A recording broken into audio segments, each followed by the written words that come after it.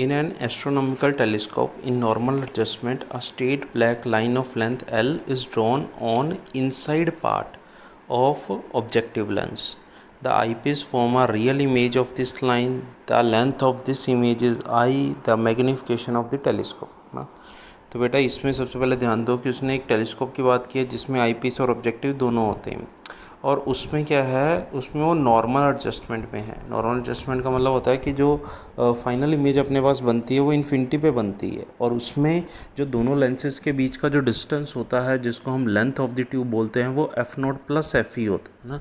तो पहले हम ड्रॉ ही कर लेते हैं, ठीक है, कि ये अपने पास मान लेते हैं ऑब्जेक्टिव लेंस है और ये अपने पास आई पीस लेंस है, ठीक है।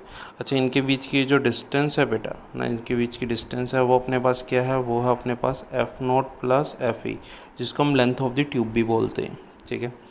अच्छा, फिर उसने ये ऑब्जेक्टिव है और ये आई पीस है ना। इसने बोला कि हमने एक लाइन ड्रॉ कर दी जिसकी लेंथ है l inside part of the objective lens, यानी मान लेते हैं कि यहाँ पे हमने एक लाइन ड्रॉ कर दी ऐसे, ठीक है। इसकी जो लेंथ है वो कितनी है, l है, ठीक है। अच्छा, the eye piece form a real image of this line. अब आई पीस लेंस ने इसकी रियल इमेज कुछ यहाँ बना दी ऐसे, मान लो ये बना दी ना, और उसकी जो लेंथ है वो बेटा कितनी है, आई। इसकी लेंथ एल है और इसकी लेंथ कितनी है, आई। और हमसे पूछा मैग्नीफिकेशन ऑफ टेलीस्कोप। तो पहले तो तुम मैग्नीफिकेशन ऑफ टेलीस्कोप का फॉर्मूला लिखो।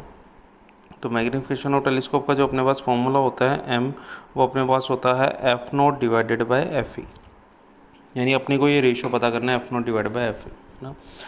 अच्छा, अब रेशो पता करना है। अब इसने दोनों की, ये एक तरह से देखा जाए तो मुझे ध्यान से बताओ, इस आई पीस के लिए, सिर्फ एक लेंस की बात करें आई पीस के लिए, आई पीस के लिए जो u होगा, u मतलब ऑब्जेक्ट की डिस्टेंस है, वो कितनी है, वो तो अपने पास f0 प्लस एफ ई है ना। तो मैं यहाँ पर लिख रहा हूँ फॉर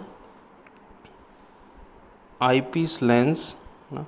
अगर मैं u की बात करूँ तो मैं उसको लिख देता हूँ माइनस में ना f0 plus F E, minus में f0 plus F E. Minus क्यों लिखा, क्योंकि जो ऑब्जेक्ट है वो लेफ़्ट साइड पे है आई पीस के लिए ना, इतनी डिस्टेंस पे तो ऑब्जेक्ट है, ठीक है।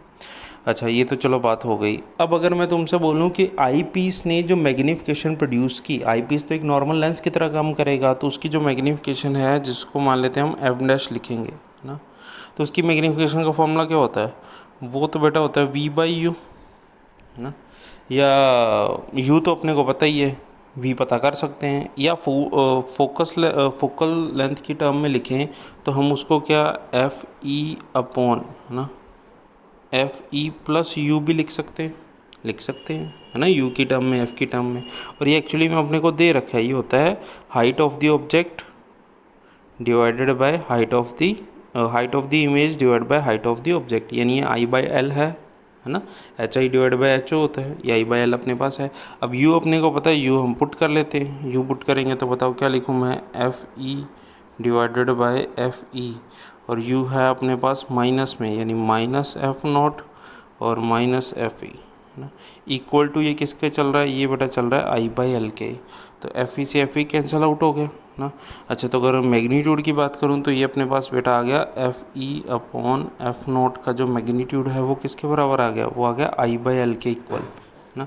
और हमें एक्चुअली में मैग्नीफिकेशन टेलीस्कोप की पता करनी थी जिसका फॉर्मूला है F not by F E, तो इसको उल्टा कर देते हैं ना। F not by F E की वैल्यू सॉल्व करेंगे तो F not divide by F E की वैल्यू सॉल्व करेंगे तो ये कितना आ जाएगा, एल बाई आई।